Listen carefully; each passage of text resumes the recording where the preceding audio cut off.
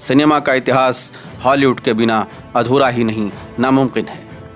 लेकिन क्या आप जानते हैं कि ये खेती और उबड़ खाबड़ पहाड़ी, जहां दिन की रोशनी में लोग जाने से कतराते थे, वो जगह हॉलीवुड में कैसे तब्दील हुई?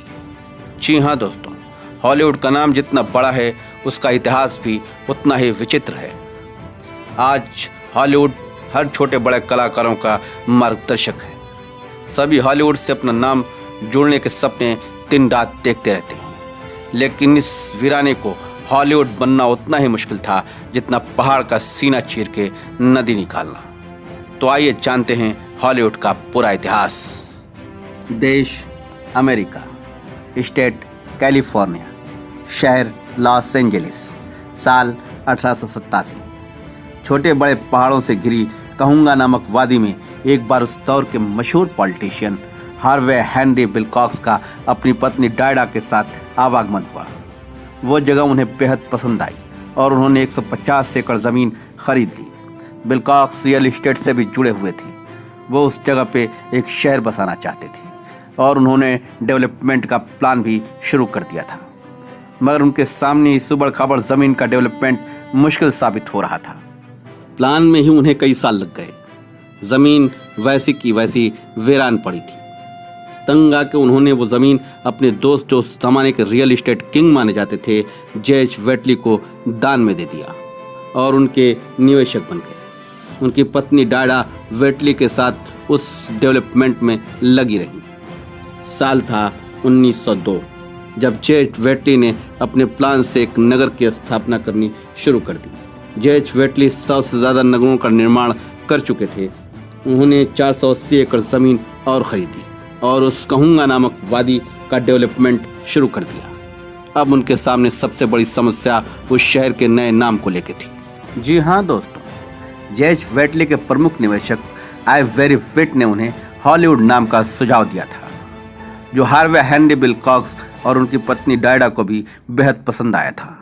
फिर क्या था, हॉलीवुड के नाम का रजिस्ट्रेशन कराया गया और 1903 में लॉस एंजलिस टाइम्स ने जेज वेटली के साथ अपने फ्रंट पेज पर एक तस्वीर प्रकाशित की और ये नगर हॉलीवुड के नाम से जन्म लेने लगा।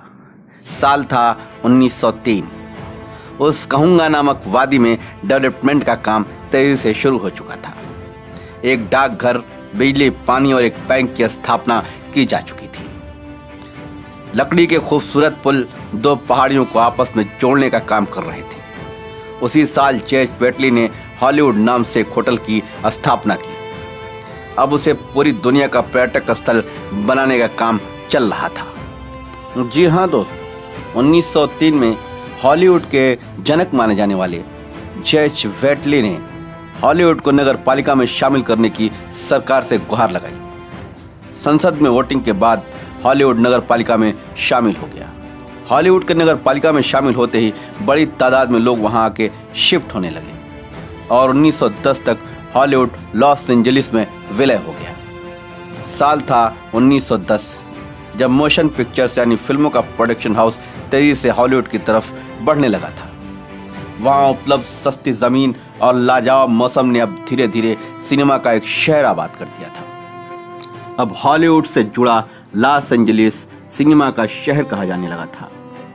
साल था 1911 जब नेशनल और सेंटोर कंपनी द्वारा हॉलीवुड नाम से एक स्टूडियो की स्थापना की गई, जिसमें प्रमुख 4 production house Paramount, Warner brothers, RKO और कोलंबिया ने अपने अपने अलग अलग स्टूडियो खोल रखे थे, जिसका किराया वो हॉलीवुड को दिया करते थे।